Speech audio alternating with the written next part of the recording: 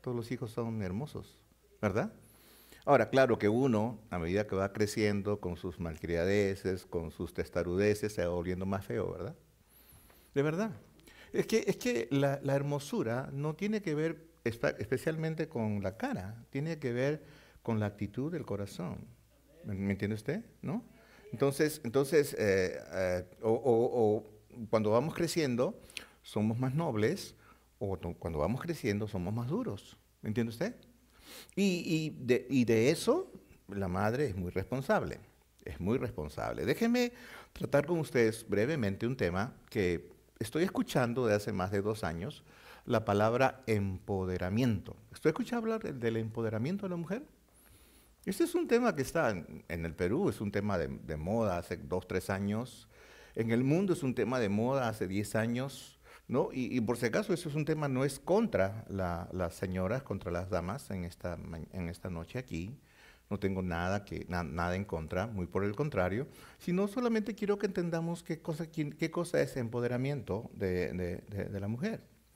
Ahora, eh, una, una joven señora devota.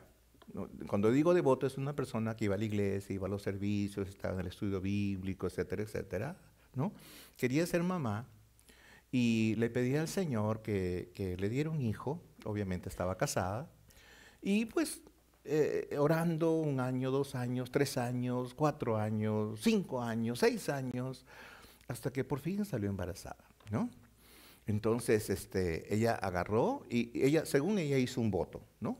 Entonces llegó, cuando salió embarazada, llegó y en la canastita de la ofrenda puso un equivalente a $20, dándole gracias a Dios por eso.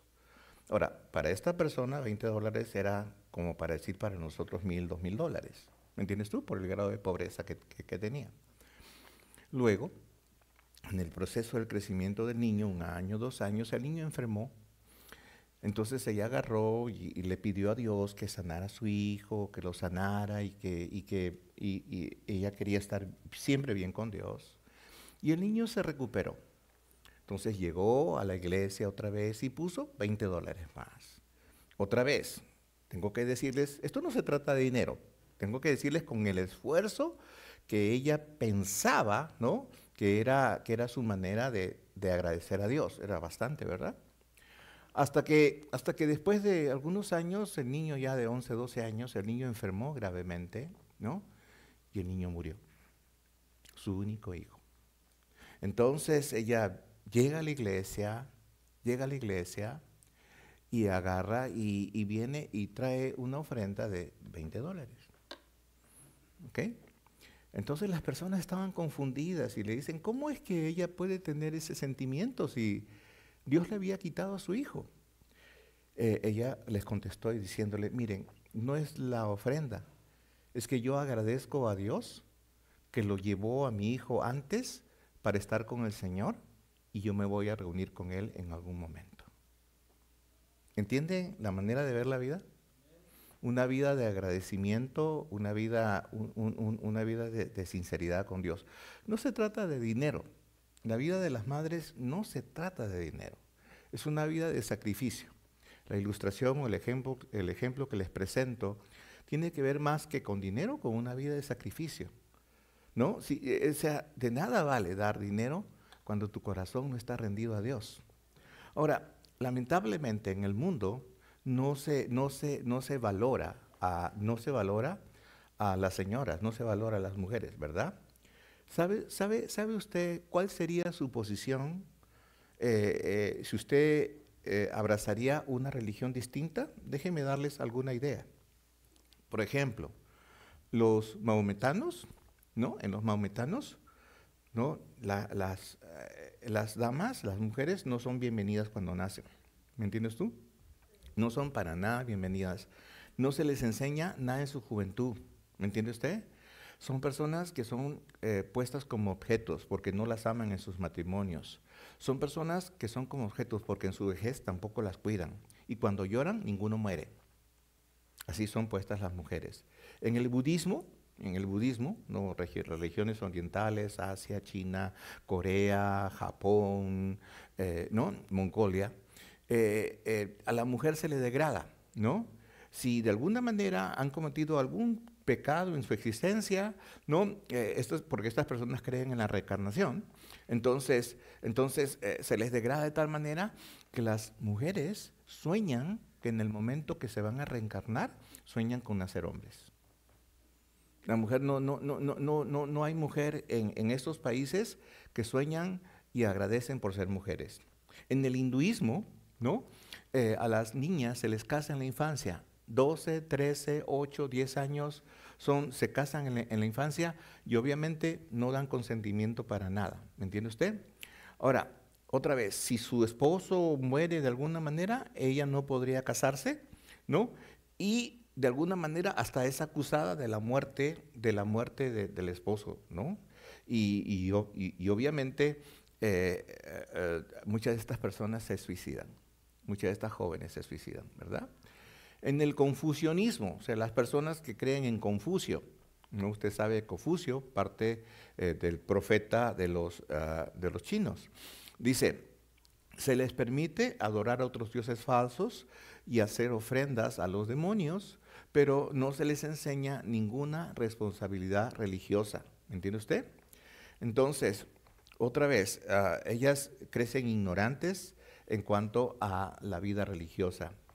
En el paganismo, o sea, todas aquellas personas que no son religiosos para nada, ¿no? A la mujer se le considera como un animal de servicio. Solamente es usada para servir al hombre. En el judaísmo moderno, porque hay un judaísmo antiguo, el judaísmo moderno en la actualidad, de alguna manera no se enseña cuanto a la mujer, ¿no? Tiene muchos privilegios religiosos, ¿ok? Pero fíjense, ¿no? No tiene ningún lugar en el culto de la sinagoga, ¿no? Y de alguna manera su única esperanza es convertirse en la madre de Jesús. Ahora, quiero que entienda que para el judaísmo ellos todavía están esperando que Jesús nazca, que venga el Mesías, ¿no? Cosa que nosotros entendemos que ya sucedió. En el catolicismo romano, hago la salvedad porque catolicismo, no solamente hay un catolicismo romano, hay un catolicismo anglicano y para los que no saben, hasta hay un catolicismo argentino, ¿no? Tienen sus propias reglas, ¿verdad? Dice la mujer, en algún sentido, ¿no? A veces es solamente objeto de burla, ¿me entiende usted? Y paga y confía sus deberes religiosos, ¿no? A cierta dirección, sometiéndose ciegamente a poderes de la iglesia, ¿no? Otra vez. En el mundo evangélico, en el mundo de las personas que han aceptado a Jesucristo como su Salvador personal, la cosa cambia. La mujer goza de los privilegios de la Biblia. Ahora, alguna persona que ha leído la Biblia dice que la Biblia censura a la mujer. Hay una completa equivocación. Y por decirles así, ¿no? Cuando Jesús estaba siendo golpeado y estaba siendo crucificado, había más de 100 mujeres con él alrededor, cerca de él, que eran personas que sostenían su ministerio, que eran personas que compartían con él. Los hombres habían huido, los apóstoles habían huido, Pedro le había negado.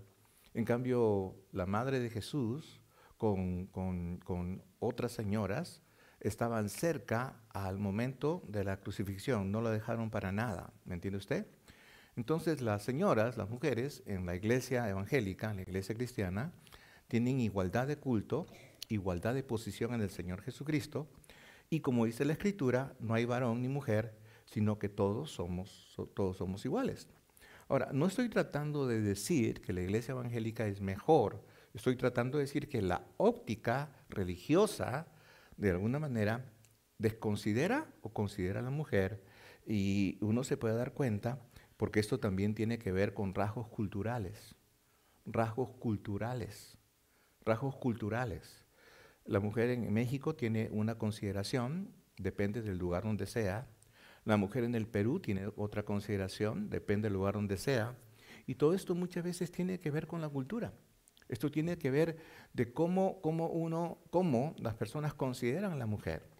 Si usted es un esposo y usted considera que su esposa es una cosa, es un objeto, usted está equivocado. Usted está equivocado, porque ese no es el pensamiento de Dios para nada. Si usted es mujer y usted considera que usted es una persona, escúcheme bien, que sirve a su esposo porque así tiene que ser, es posible que esté equivocada. Porque pues uno sirve por amor, ¿verdad? No, ¿o no? Y el amor tiene que ser sí, recíproco. Cuando hay un amor recíproco, ambos se sirven los unos a los otros. Y la idea es que ambos se someten a una sola persona que es Dios. Yo siempre he dicho en el matrimonio, la causa más grande de separación es Dios y la causa más grande de unión es Dios. ¿Y por qué? Porque Dios está acá arriba, por decir así, está acá arriba. Si yo miro a Dios y ella, mi esposa, mira al Señor, obviamente, si nosotros ponemos la mirada en el Señor, hay muchas cosas que nosotros vamos a poder sortear, hay muchas cosas que nosotros vamos a poder librar, muchas batallas para andar juntos. Pero si alguno de nosotros desvía la mirada a otro sitio que no es Dios, es cuando las cosas se van a romper. Cristian decía algo bastante propio. ¿Se ha dado cuenta que estos días son bien cansados? No sé a cuánto les ha pasado a ustedes que estos días son cansados. Ahora, cansados porque en esta zona el trabajo empieza, cansados porque el calor empieza a arreciar, es más duro, cansados porque mi esposa es profesora, ya faltan, ¿cuántas semanas, Angélica? 2 semanas, 3 semanas. Mi esposa anda contando los días para que termine la escuela, porque ya los maestros están queriendo salir de las clases, los alumnos también están queriendo salir de las clases. Amy, ¿cuánto te falta para terminar? Un mes, Amy está queriendo salir, y Joana también, ¿verdad? Ustedes ya están pensando en irse, ¿ustedes a dónde? A cada uno a la universidad, ¿verdad? ¿Dónde está? Ya, otra vez, hay más cosas en que pensar, el trabajo, los hijos, en fin. Ahora, miren, yo observé esto. Hasta hace 2 años atrás, la problemática, y cuando digo problemática estoy hablando del pensar de las personas, era escúcheme bien, a ver si estamos de acuerdo. Usted era una buena persona, trabajadora, es una persona que realmente cumple con su trabajo, sincero, honesto. Supuestamente usted debe ser mejor considerado en el trabajo, ¿verdad? ¿O no? ¿Sí o no? ¿Sí o no? Sí. Ahora, ¿es eso cierto? Dese cuenta, los últimos 3 años atrás, estas cosas no son ciertas ahorita. ¿Y sabe por qué? Porque hay una tendencia. Y mire, le voy a decir cuál es la tendencia. En mi país, el gobierno del señor Fujimori, que era presidente de Perú hace algunos años, tenía una manera de ver la vida. Decía, ok, para que no haya tanto analfabetismo, para que no haya tanta pobreza, entonces agarró, y esto es una cosa que es sobre información, no es una información pública, pero muchos sabemos en el Perú qué pasó. Mandó a vacunar a todas las niñas en la sierra del país. Las vacunó, ¿no? Cientos de millones de niñas de entre los 12 y 18 años fueron vacunadas. ¿Y realmente sabe lo que se les hizo? Se les esterilizó. Dese cuenta usted, ¿cuál es la mente china? ¿Usted sabe cuál es la mente china? Usted no puede tener más de un hijo o dos. Y si tiene hijas mujeres, usted tiene que pagar para que la hija mujer vaya a ser sirvienta en otra casa. Es la casa con el hombre que se case. Y bueno, esta era una mente nipona. Entonces, ¿qué sucede? De alguna manera, cientos de miles de chicas fueron esterilizadas y hasta el día de hoy hay esas secuencias. El Perú en parte se detuvo la explosión demográfica porque el pensamiento de este presidente fue así. ¿Ok? Ahora, ¿qué tiene que ver esto con lo que le digo?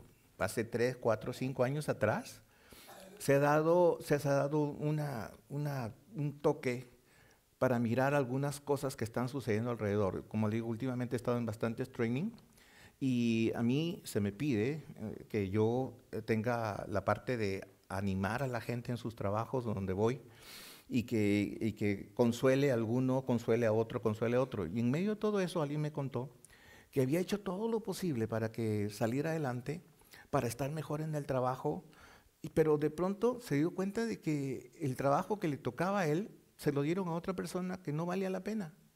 Y que a esta persona que se había esforzado tanto por tantos años no lo consideraban. Es más, le dijeron que hasta lo iban a despedir si él se quejaba. Ahora, ¿sabe cómo está la cosa? Es bien sencilla. Hay un sistema en el mundo que impide que tú salgas adelante. Porque si tú sales adelante, si usted gana $30 la hora, usted sale adelante, usted es mejor, usted va a ganar $32 la hora, $35 la hora, $40 la hora, $50 la hora. ¿Me entiende usted? Pero hay un sistema que no quiere que eso suceda. Hay un sistema que no quiere que tú seas bueno en el trabajo. Porque si tú eres bueno, ¿qué hace la gente cuando tú eres bueno en el trabajo? Te tiene envidia. Te tiene envidia. ¿Qué hace la gente cuando tú eres un buen trabajador en el trabajo? ¿Qué hacen los compañeros del trabajo que no les gusta trabajar? ¿Qué hacen? Te acusan, te pones en medio entre la espada y la pared. Ahora, dense cuenta, eso es lo que sucede en la actualidad. Y eso no es solamente hecho por el corazón egoísta del hombre. Hay todo un sistema en el mundo que en este momento está oprimiendo a toda esta gente que quiere salir adelante. Hace 5 años atrás, hace algunos años atrás, nosotros predicamos acerca de esfuérzate, sé valiente, tú puedes salir, en fin, trata de ser el mejor. Y es cierto, ese es el mensaje de la Biblia.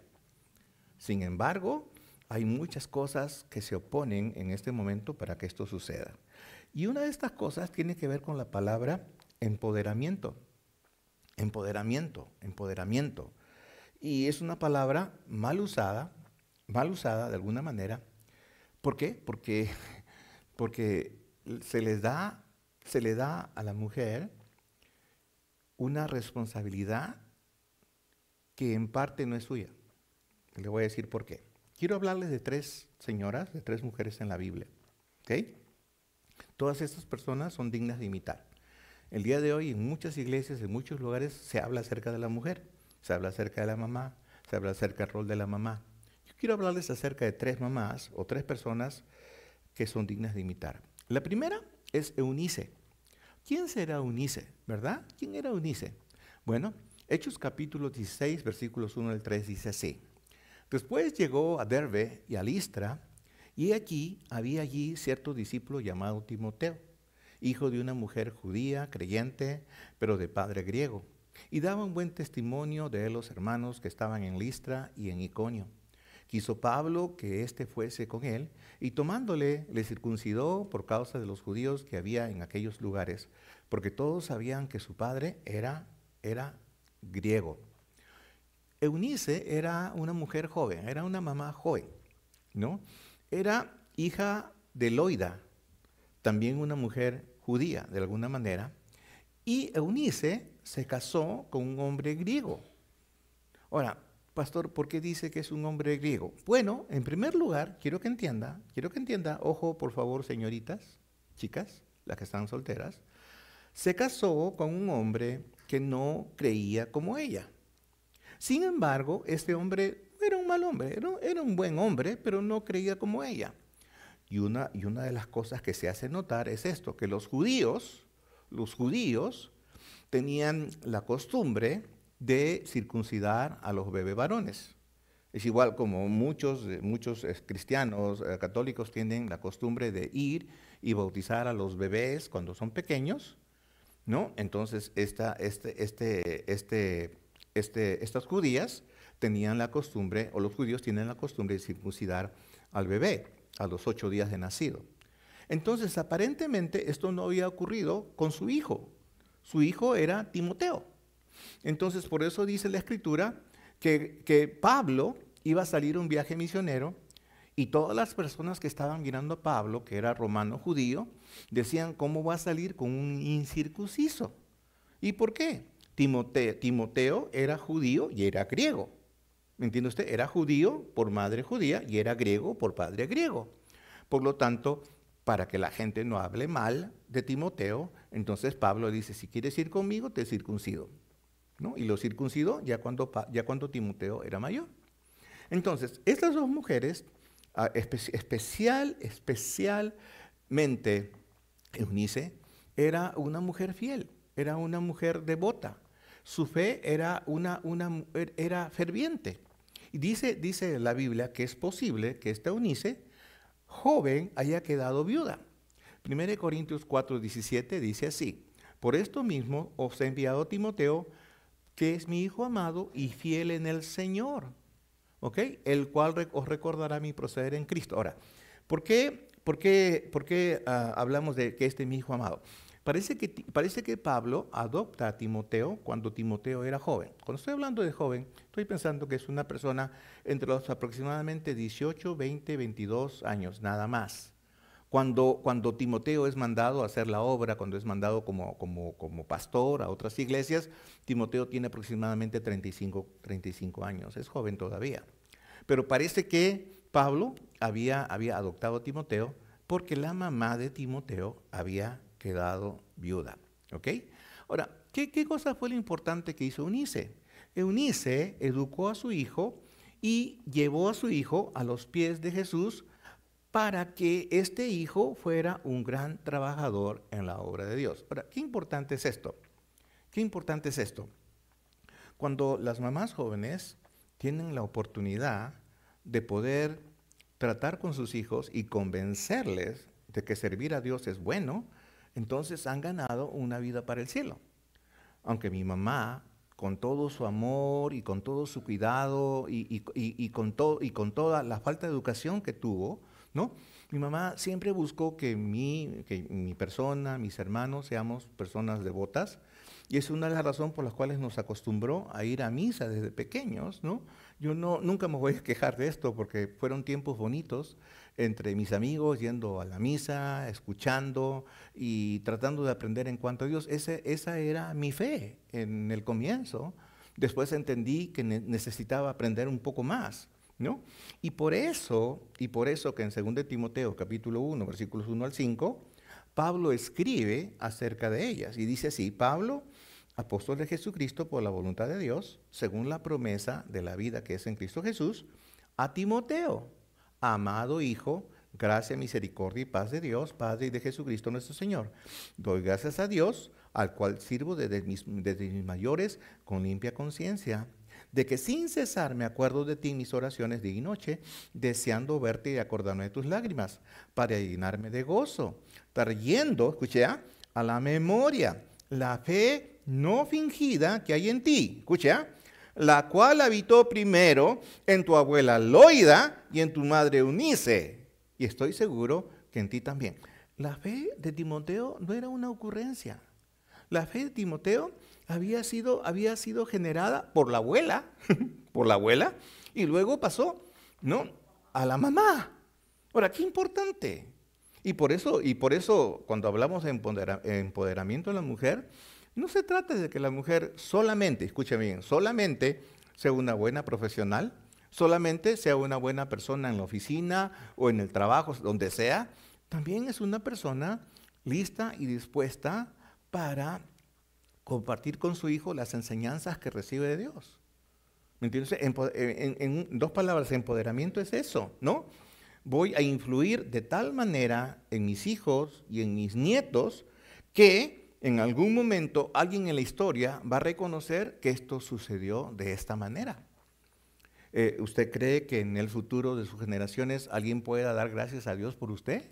Alguien puede decir gracias por la abuela, gracias por la madre que enseñó y guió a sus hijos a la fe del Señor.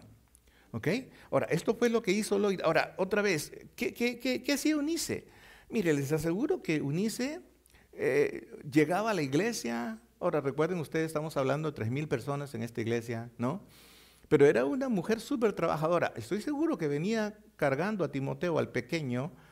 Parece que quedó viuda pronto, así que estamos hablando de un niño de 3, 4, 5, 6 años corriendo por los lugares allí y ella enseñando a su niño lo que tenían que hacer. Estas personas fueron discipuladas por Pablo, lo evangelizaron a Timoteo, ¿no? Y ellas enseñaron las escrituras a Timoteo y Timoteo después se convierte en un pastor de la iglesia, ¿ok? Ahora, yo no sé, hace mucho tiempo no escucho esto, la última vez que lo escuché fueron hace 10 años. cuando una señora se acercó a mí y me dijo, pastor, ¿cómo le hizo su mamá para dejar que usted sea pastor? Yo le digo, la verdad, no sé cómo le hizo, pero yo me fui de la casa de mi madre. Yo estaba soltero todavía cuando tuve el accidente, y después de tener el accidente, tendría cuando 19, 20 años, 21, todavía me fui a otro lugar, vamos a decir, a otro estado, a estudiar por 3, 4 años, ¿no? Y después recién vine, y cuando vine me casé nomás al poco tiempo, y cuando me casé, de ahí nomás mi esposa y yo nos salimos a vivir a nuestra propia casa, y después, ya cuando estuve cerca de la casa, pues estuvimos pastoreando como 10, 15 años en Perú. Tampoco vivíamos en la casa de mi madre, teníamos nuestro departamento en el segundo piso, y después le tuvimos que decir adiós a mi mamá. Mi mamá fue una de las personas que más sufrió cuando mi esposa y yo y mis hijos tuvieron que venir para acá. El anhelo de mi madre siempre era que nosotros regresáramos a Perú, y mis hijos quedaron muy, muy impactados con el amor de mi mamá en ese sentido. Entonces, hermanos míos, quiero que entiendan una cosa. El mandamiento más grande comienza en el hogar. El mandamiento más grande comienza en el hogar. Marcos 5, 18, 20 dice así. Al entrar en la barca, el que había estado endemoniado le rogaba que le dejase estar con él. Mas Jesús no se lo permitió, sino que le dijo, vete a tu casa y a los tuyos y cuéntales cuán grandes cosas el Señor ha hecho contigo y cómo ha tenido misericordia de ti. Hermanos, cuando usted acepta que algo nuevo está sucediendo en su corazón, que hay una revolución en su interior y que de pronto usted está pensando mejor, está dejándose guiar mejor. Usted ahora ha sido puesto en un camino en donde usted tiene que mirar al Señor, donde sus ojos tienen que estar puestos en las cosas del cielo y tiene que pisar firme en la tierra. Usted lo que tiene que hacer es compartirlo con los seres que le aman. Y los seres que le aman, aunque usted no lo crea, los primeros están en la casa. Las primeras personas que deben recibir eso son la gente que está en su casa. Por eso, hermanos, el gran ministerio de compartir acerca de Cristo empieza en la casa. La segunda mujer de la cual quiero hablarles se llama la samaritana. No conocemos su nombre. No conocemos su nombre. Pero, ¿qué hizo esta persona? Ella era una tremenda, tremenda mujer misionera. ¿Y por qué? Ahora, ¿había errores? Claro que sí. Juan 4, 28 y 30 dice así. Entonces la mujer dejó su cántaro y fue a la ciudad y dijo a los hombres, venid, ved a un hombre que me ha dicho todo cuanto he hecho. ¿No será este el Cristo? Entonces salieron de la ciudad y vinieron a él. Entonces vinieron los samaritanos a él y le rogaron que se quedase con ellos, y se quedó allí 2 días. Y creyeron mucho más por la palabra de él, y decían a la mujer, ya no creemos solamente por tu dicho, porque nosotros mismos hemos oído y sabemos que verdaderamente es el Salvador del mundo, el Cristo. Es interesante. ¿Sabe lo que sucede aquí? Jesús fue por un camino donde no tenía que ir. Jesús fue por una tierra de sus enemigos prácticamente. Los samaritanos y los judíos eran enemigos acérrimos. Un judío no podía pasar por la tierra y un samaritano no podía pasar por la tierra de ellos. Jesús pasa, y Jesús como hombre tiene sed y está cansado. Y se posa a descansar, y en ese lugar viene una mujer, se lo conoce con el nombre de la samaritana. Ahora, ¿qué es interesante? ¿Sabe lo que es más interesante ahí? Que si bien es cierto, eran enemigos por raza, por cultura, había otra cosa más grande todavía. ¿Por qué? Porque se les estaba prohibido hablar con una mujer. En 2 palabras, Jesús no debió hablar con esta mujer según su cultura. Según su cultura. Pero esta mujer llevaba un cántaro de agua, y lo que hace, ¿y usted se acuerda? ¿Usted se acuerda la historia? ¿No? Dame de beber, le dice el Señor, y ella le dice, ¿qué te voy a dar de beber? Entonces el Señor empieza a contarle su vida, a contarle su historia. Como el Señor todo lo sabe, le dice la historia, le dice, tú no has tenido un esposo, has tenido 5 maridos, y etcétera, etcétera, etcétera. Y la señora queda completamente sorprendida de que este profeta le haya dicho su vida. De pronto le dice, si conocieras quién te dice dame de beber. Y ella en ese momento creyó en la palabra de Jesús. Y lo primero que hace es salir fuera de su confort, se va a donde justamente donde tal vez su cultura no le hubiera dicho que vaya, que era a la tierra de los samaritanos, donde están los hombres, y le empieza a decir, pero ellos no creyeron solamente en ella. Parece que Jesús también tuvo que venir a este lugar y ellos comenzaron a ¿qué? Comenzaron a notar las palabras y los milagros de Jesús. ¿Sabes qué te voy a decir, hermana? Y eso es para ti, señora. Cuando tú hablas de Cristo, hay una persona que va a confirmar lo que tú dices. ¿Sabes quién? Dios mismo. Dios mismo va a dar testimonio de tus palabras. Porque eso es lo que hace Jesucristo. Da testimonios de las palabras de ella. ¿Me entiende usted?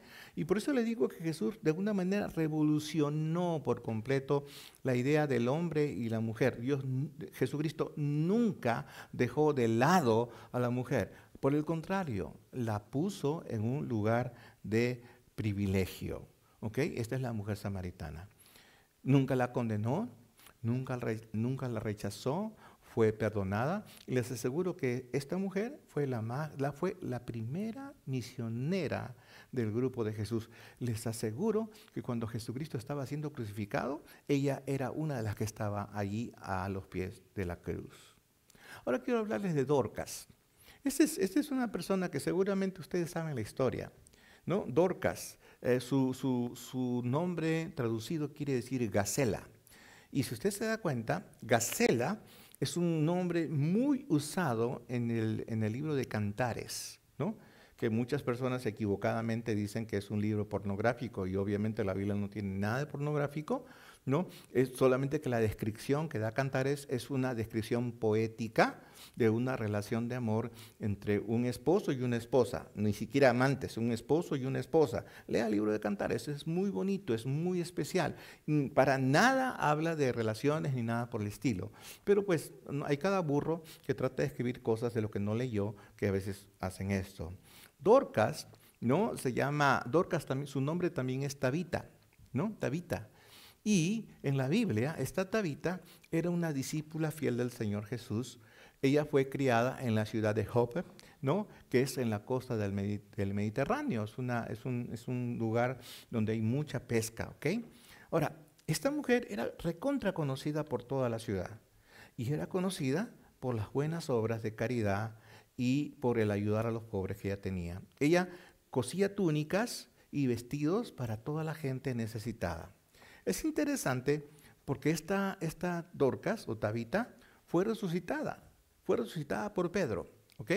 Y de alguna manera esta fue una razón por las cuales muchas de estas personas creyó, ¿verdad?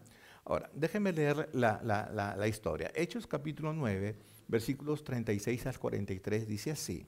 Había entonces en Jope una discípula llamada Tabita, que traducido quiere decir Dorcas. Esta abundaba en buenas obras y en limosnas que hacía. Y aconteció que en aquellos días se enfermó y murió. Después de lavada la pusieron en una sala. Y como Lida estaba cerca de Jope, eran ciudades cercanas, los discípulos, oyendo que Pedro estaba allí, le enviaron 2 hombres a rogarle: no tardes en venir a nosotros. Levantándose entonces Pedro fue con ellos, y cuando llegó, le llevaron a la sala donde le rodearon todas las viudas, llorando y mostrando las túnicas y los vestidos que Dorcas hacía cuando estaba con ellas. Entonces, sacando a todos, Pedro se puso de rodillas y oró. Y volviéndose al cuerpo, dijo: Tabita, levántate. Y ella abrió los ojos y al ver a Pedro se incorporó. Y él, dándole la mano, la levantó. Entonces, llamando a los santos y a las viudas, la presentó viva. Esto fue notorio en toda Jope, y muchos creyeron en el Señor. Y aconteció que se quedó muchos días en Jope, en casa de cierto Simón Curtidor. Qué interesante. ¿Por qué Pedro necesitó a Tabita, a Dorcas? Bueno, era necesario dentro de la obra. ¿Para qué? Para que las personas puedan creer en el poder de Jesús. No es que Pedro hizo esto para que las personas crean en el poder de Pedro. Ellos hacían esto en el nombre de Jesús. ¿Me entiende usted? Ahora, déjeme decirle algo a usted. Usted también tiene poder. Usted también tiene un don dado por Dios. ¿no? No solamente el Dios de la maternidad, cuando hablamos de damas, no solamente la maternidad, de la maternidad, sino también tiene otros poderes de parte de Dios. Y Dorcas fue un buen ejemplo de este poder, porque dice que los cristianos estaban tristes porque esta persona había muerto, ¿me entiende usted? Ahora, otra vez, en el pensamiento de ellos había muerto una buena persona, pero solamente era eso, era una buena persona, ellos no tenían más esperanza. ¿Qué pasaría si hipotéticamente alguno de nosotros tiene que morir? ¿También moriría una buena persona? Posiblemente sí. ¿Se ha dado cuenta que cuando uno muere todos hablan bien de uno? ¿No?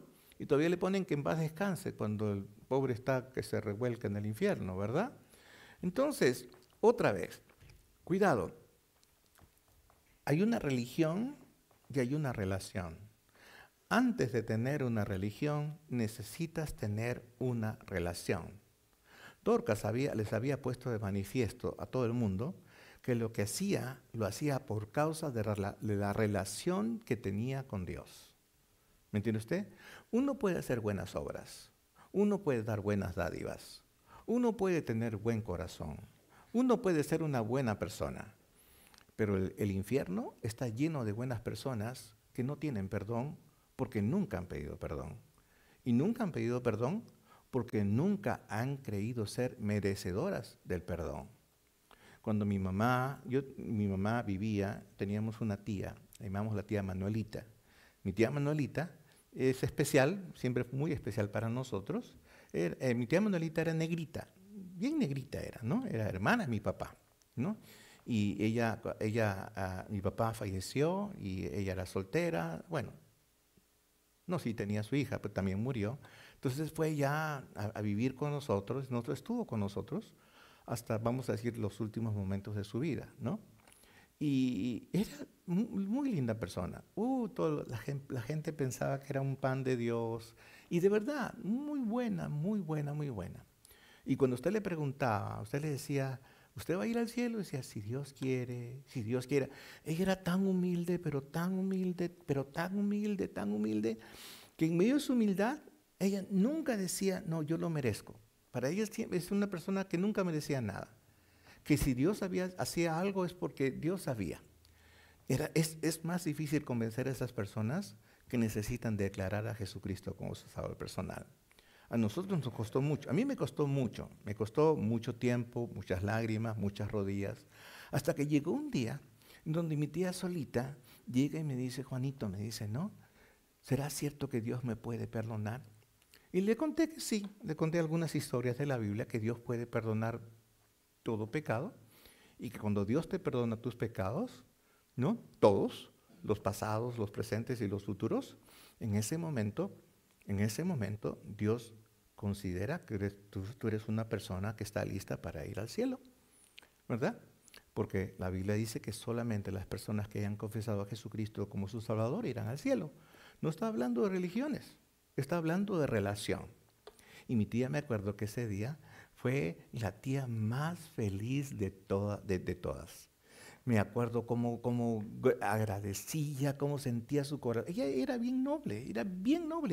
Pero ese día parecía un ángel que había tocado su corazón y se hinchaba de alegría. Y me acuerdo que mi mamá, cuando miró eso, las dos se abrazaron y lloraron y lloraron. Y decía, ay, comadita, porque como le digo, mi tía era negrita y hablaba así, ay, comadita, decía, no, comadita, ¿no? Comadita, yo voy al cielo con usted. Y mi mamá era gigante, pues no sabe, ¿no? Mi mamá era así, ¿no? Era chiquita, ¿no? Y las dos se abrazaban. Y yo podía ver como que el corazón cómo se desbordaba de amor entre ellas, porque pues ya habían vivido juntas bastante tiempo, ¿verdad? Entonces, otra vez, hay que cultivar una relación para creer en una religión. Y si alguno quiere una religión, Santiago 1:27 dice que la religión es esta: visitar a los huérfanos, cuidar a las viudas en sus tribulaciones, atender al pobre. Eso es lo que dice Santiago. Pastor, ¿hay una religión verdadera? Sí, ¿cuál es? La que está en la Biblia, esa, la que está acá. Que no nos dice si es tal o cual o tiene cuál título. Dice, si alguien quiere hacerse religioso, tiene que ser eso. Esa es la vida con Cristo. Es una vida es una vida de relación. Entonces, hermanos, yo quería anotar este punto de la muerte de la muerte de Dorcas porque veo que toda la gente se sintió. Cuando Dorcas murió, toda la gente se sintió, toda la gente tuvo dolor, porque Dorcas era la persona que hacía, Dorcas era la persona, hizo falta por unos momentos. Y Pedro, dándose cuenta de esto, hizo el milagro de resucitarla, ¿verdad? Entonces, otra vez, eso me da idea de cómo funcionan nuestros dones en la iglesia del Señor. Cuánta falta hace tu presencia en la iglesia del Señor. Cómo Dios valora la sinceridad de tu corazón cuando haces algo en la iglesia del Señor. Hay gente que va a llorar por tu ausencia. Hay gente que va a sufrir porque verdaderamente espera que tú estés bien en el Señor, espera que sigas avanzando. Eso es lo que nos da la unidad de la fe en Cristo. ¿Me entiende usted? Ahora, otra vez, Dios está trabajando en todas las mujeres del mundo, especialmente en todas las mujeres cristianas. Y recuerdas una cosa, mientras que nuestras mamás, las esposas, quieren que nosotros seamos, tal vez como dije, como comencé esta noche, diciendo que mi mamá me había engañado diciéndome que yo era el más hermoso. Y yo, por supuesto, se equivocó, ¿no? ¿No? Pero eh, toda mamá quiere tener una gloria en sus hijos. Toda mamá quisiera que sus hijos sean especiales. Y empoderarse, es decir, tenerle poder para lograr esto, implica el hecho que una mamá muchas veces se va a sacrificar para que tu persona sea una persona reconocida por la sociedad, sea una persona reconocida en la casa, sea una persona reconocida entre los que habitan contigo. ¿Qué tienen que decir contigo los de la historia? ¿Te has dado cuenta? Cuando un hijo dentro del matrimonio no se está portando bien, ¿qué cosa es lo que dice la, ah, la esposa? ¿Qué cosa es lo que dice? ¿Tu madre no te enseñó esto? ¿No? Y peor aún, ¿qué fuera el caso diferente? ¿Qué pasa cuando una señora dentro de la casa tiene algo, se le chispoteó? ¿Qué es lo que le dice el hombre a ella? ¿Tu madre no te enseñó esto? Y el nombre de la mamá sale a relucir por todo sitio, ¿verdad? ¿O no? ¿Se ha dado cuenta? Porque el mundo está enviciado de esto, ¿verdad? El mundo está enviciado de esto, ¿no? En la mañana llamamos a mi suegra, contenta. Mi esposa todos los años le manda sus flores, le manda sus cosas. Esta madrugada Angélica se despertó a las 5 de la mañana y estaba haciendo órdenes para que le manden un buen desayuno para mi suegra. Les gusta cositas ahí. Y bueno, Perú, como México, todo está conmocionado. Así que el desayuno de las 7 de la mañana, que se levanta mi suegra, ya eran las 10 de la mañana y no le llegaba todavía, ¿no? Pero ya comentando, compartiendo con ella, como que escuchando un poquito lo que dice, hijita, no importa, lo más es importante es que me llames y verte. Lo más importante es que me llames y poder verte. Y qué bueno es cuando uno tiene ese sentimiento. Bueno, mi suegra ya tiene, ¿cuántos años, Angélica? 96, ¿no? ¿No? Y está bien viejita. Pero, pues, esa señora maneja su celular, maneja su tableta, nos llama por Alexa, ¿no? De vez en cuando se levanta con Ángel que le da algunos consejos de costura que tiene que hacer. Siempre que hay algo que decirle o alguna cosa, estamos dispuestos para hablar con ella por algún consejo que nos pueda dar. Eufemia Zafra. Su mente está vigente, su corazón está vigente y estoy consciente de que no solamente es mamá de mi esposa, sino también una mamá mía, ¿no? Entonces, hermanos, honor a las madres, amén. Honor a las madres, no solamente porque nos parieron, como dice, ¿no? Sino porque queremos que tengan la gloria y el honor y la honra que solamente Dios les puede dar. ¿Está de acuerdo conmigo? ¿Sí? Así que sea como Eunice, sea como la samaritana y sea como Dorcas. ¿Sí? Ok. Vamos a cerrar nuestros ojos.